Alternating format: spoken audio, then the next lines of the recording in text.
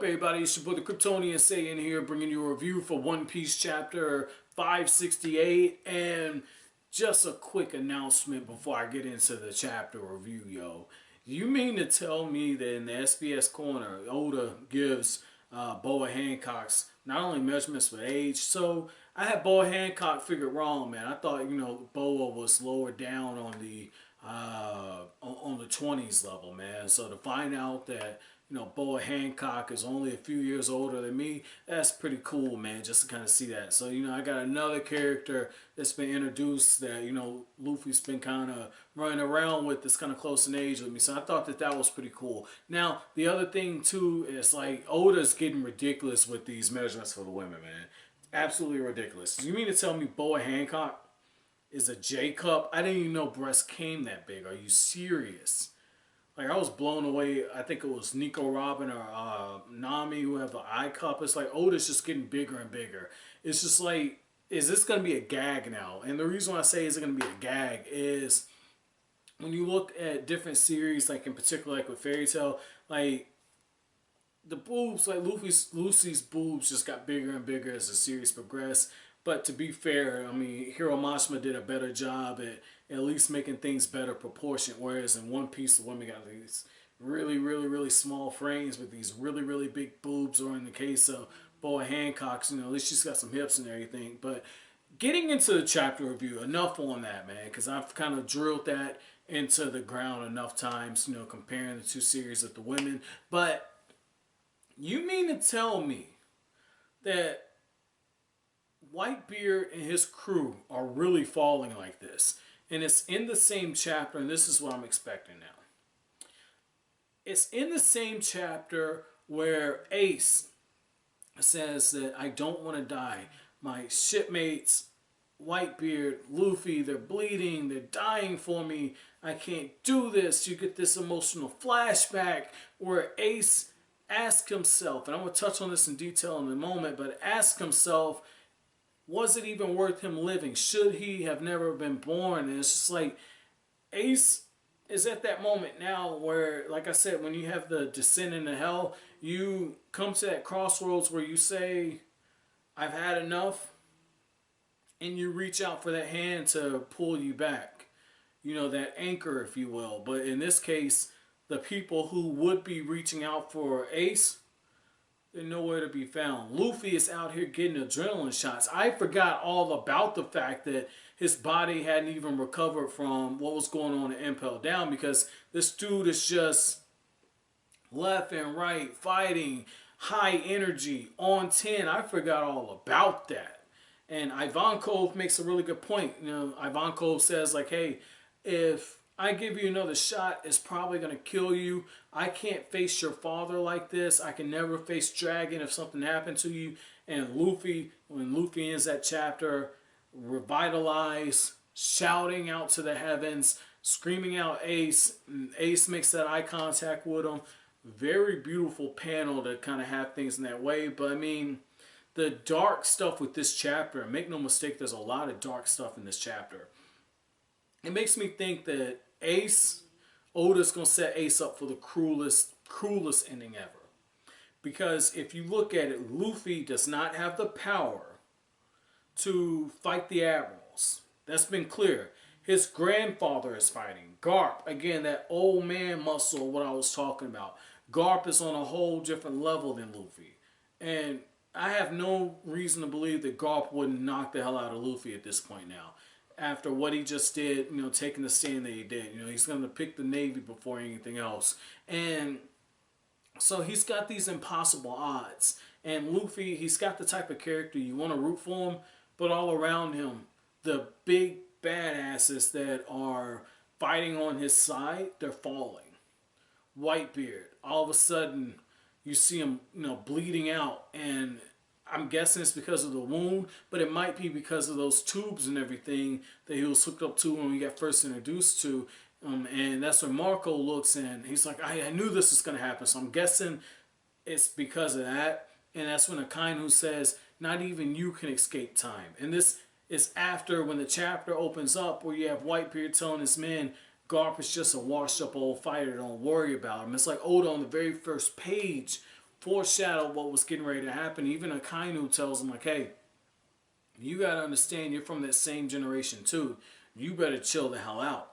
And sure enough, Akainu just heats up that lava and it looks like he just straight runs his fist through Whitebeard. Or if he didn't run it through him, because I didn't see it actually poke out his back, it's buried deep inside of him. And it's just like at this point, Whitebeard knows what it's like to have another man inside of him, and he probably doesn't think it's a very comfortable feeling.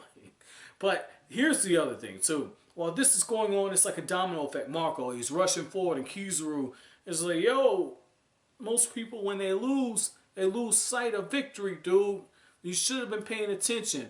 Kizaru just lights this dude up, and you know, for some of my younger viewers, man, you're probably gonna have to go on YouTube and look up what I'm talking about. But he gets lit up like I think it was shit, man. See, this is what I get for making a reference. I didn't fully think it through. I won't say it's Ricky from Boys in the Hood. The boy running and everything, and they just light his ass up in a drive-by. I mean, it's the same thing. He gets lit up in that fashion. So now Marco's out. Then you got Jozu.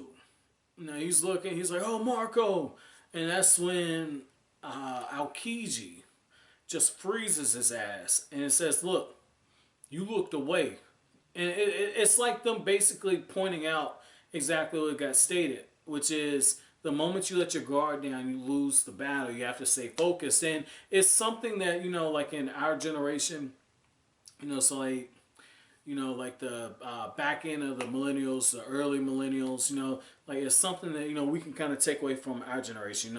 We're all about the here and now. We're all about being in the moment, in the present, and yet at the same time we get distracted too easily. We take our eyes off of what's really important, and that's kind of what Oda's conveying in this. You can take this out and apply this to real life, man. You have to be focused on the things that are most important, because for instance, like, you never know when a loved one's gonna go. You never know when somebody you care for is no longer gonna be here. And when you have instances like that, you just get to a point where you can only ask yourself, what if? You can only look back and say, what could you have done differently? And so when you look at what Oda's saying here, and you have this very, very complex situation where Luffy hasn't lost sight of anything, and yet you have these stronger people, they're being taken down because they took their eyes off the prize for a moment, because they got distracted by other things. And yet Luffy, I knock the guy all the time. I say Luffy has a one-track mind. Luffy is, I'm king of the pirates. I'm going to do this. I'm going to do this. Whatever he sets his mind to, he does that. Right now, it's saving his brother. He never lost sight of it. Never lost sight of it. And that's something, again, like we could, as readers and just as human beings, it's something that we can take from this. And that, when we set ourselves on a goal, if that goal is cherishing your loved ones, if that goal is being the best student, or if that goal getting into college, or finding that dream job, or building a relationship with your parents, whatever it is, don't half-ass do it. Go all the way through and see it through. That way there's no regrets. And so that brings me into Ace's flashback. And, for me, it's really, really hard to read that, man. To have Ace snap and tweak in the way that he did. Okay, like I felt like I was reading myself, man, because like you can't really tell it, because like I'm, for the most part, I'm 100% raw and uncut the way I talk to you on this and everything. If I see somebody in real life, this is how I'm gonna talk to you. Like I don't put on a front, but every YouTuber you present, probably, I feel like I present more of my actual personality than what like a lot of people do. I think a lot of people put on an act or an image or whatnot, but like with me, it's what you get, And so, but at the same time, you only see like a certain percentage of it, right? And so when I'm reading Ace, I'm seeing myself, because I know I don't have the best, I wouldn't say I have an anger problem, but I'm quick to turn towards anger, but I recognize my triggers. And anybody that is really close to me, they understand, like, I get agitated very easily, and you have to check me at times, man. Like, I can pride myself on saying this, I've never gotten physical with anybody in that sense, but I've had those moments where I've had to check myself because it's like I could feel it. I'm not seeing red, but I'm damn close to it. And so when I see Ace, I actually feel myself getting scared because Ace didn't have a good relationship with his father. And you guys know from just my own talks with you guys when I first started out, I was like, hey, I didn't really know my old man either. Like, fuck him. I'm seeing how Ace is responding, and people are talking all this trash about his dad. And that's when Garp sits him down and it's like, I heard you almost killed some people. What's going on? And Ace is like, they live? Oh, I can't believe it. But it's that dark look he gives. And it, like I said, it just shook me because it's a look I know all too well. It's a look I know all too well because I know what it's like to live with that anger. Is something that doesn't really go away. It festers and eats away inside of you. I've been through some hard stuff in my life. I mean, I've talked about on my other channel. Like I've been through some issues. It's kept me from forming the relationships and the relationships I have now. It's a constant daily thing. Like if you're somebody who loves me, it's a constant thing. I'm not the easiest person to love, and yet at the same time, I fully devote myself to you. Like when I love hard, and so at the same time, when you love hard like that, when you lose love or love walks away from you, what ends up happening is you crash hard. And it's very appropriate that I put it in this, review because that's what's going on with Luffy. Luffy is essentially taking 5-hour energy shot after 5-hour energy shot, and he's got the energy, just in the same way I love really hard, but then he's going to crash. And when he crashes, that's going to be it. He's going to be out of commission for a while. And it's the same thing. Or in my case, I love hard, lose love, I get angry. I get really angry, and then after then, I just shut the fuck down.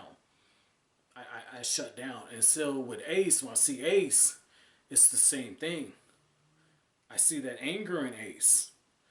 But where Ace and I differ is Ace continued to look like, okay, I'm going to go find somebody else. Tell me how much you don't like Roger. Tell me how much you don't like Roger. And then when he gets to that point where he's seen enough, now he's in his own head. And once he gets in his own head, that's when he starts asking questions.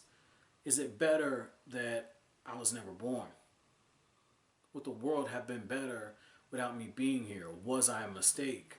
And so now you have this young boy, in a sense, facing his mortality, which could be something where we are seeing Oda, again, telegraph that he's going to kill Ace. Because we're seeing it. We're getting these deep thoughts. We didn't get this with Nico Robin. We got bits and pieces. But we didn't get this when Nico Robin was going through her descent into hell.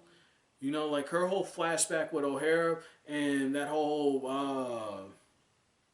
island with the archaeologists and everything, where they're doing like the research and they're gathering all the information. That came after she started coming out of her descent into hell. After she said, I want to live. Like that came after the fact. And so to see all of this taking place, it just really, really hammers into me that this could be a possibility. And like I said, my heart goes out to Ace, man, because to know that he's carried that hatred, carried that burden, has struggled with it, has probably asked himself that question numerous times. My heart goes out to him, man, because it never gets easy. It never gets easy. And the fact that he is facing his own death, seeing people all around him die, seeing Whitebeard get penetrated by another man, seeing Marco get penetrated by Kizaru, pause, I guess, but a little late for that. Seeing Aokiji just freeze him. Seeing Buggy's crazy ass get frozen and then get heated back up, and Buggy's like, oh shit, I can't believe these Navy scoundrels. You know, the comedies that I said, oh, they hit you with the hard hand and the soft hand, but at the same time, I could see Ace getting that point where he's asking himself that question yet again. Would it have been better if I was never born? And so, again, my heart just goes out to the guy, man. It really goes out, because you get to a point where you doubt yourself like that, and you start dealing with all those different emotions. It's not a good feeling, man. It's really not a good feeling, you know. And the fact that he could be losing Whitebeard, and Whitebeard is like his father. You know, the closest thing I can say is like I didn't have the best relationship with my grandparents, and you know, I went through a period like after like my granddad died, it just fucked me up. I was angry for a really long time because, you know, me and my dad, we had issues, and also me and my granddad, we didn't really communicate that much, and I didn't do as much as I could have. And so after he died, went through a period where I was really angry. I shut down, wasn't really trying to talk to nobody. I was doing a lot of videos and everything, so that kept me very, focused and divested. And eventually I got to a point where I could move past it and heal, but I buried myself into a lot of work, because when he died, and then my friend Jennifer died, I mean, it was a lot to take in all at once. And like my ex-girlfriend broke up with me around that time too, and I remember I was going through a leg injury at the same time. This is actually when around the time my channel was starting out. But what's really fucked up about that is I saw my granddad, probably about a week before he died, and we made up. And you would think it puts your soul at ease, but it doesn't. It sticks with you. You ask, what if? And so for Ace, he's got to be asking himself, what if I never joined the Whitebeard Pirates? What if I became a Navy officer? What if I was never born? Nobody would have to suffer. Oda's touching on some crazy stuff right now. And the fact that he even drew this type of reaction out of me, and it's actually, I'm legitimately, scared because of what I just read, because I saw a portion of myself a portion of myself that I don't feel very comfortable dealing with. It shows that Oda's a talented writer, man.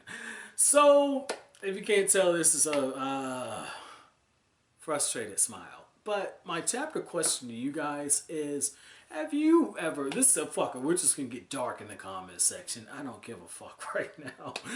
Have you ever been in a position where you've asked yourself, would it be better if you were never born? Or have you had dark moments that you've dealt with? And how did you come out of it, man? But as always, guys, if you like anything I had to say, don't forget to comment, rate, subscribe, share. Thank you so much for watching this end of the video, guys. Have an awesome day.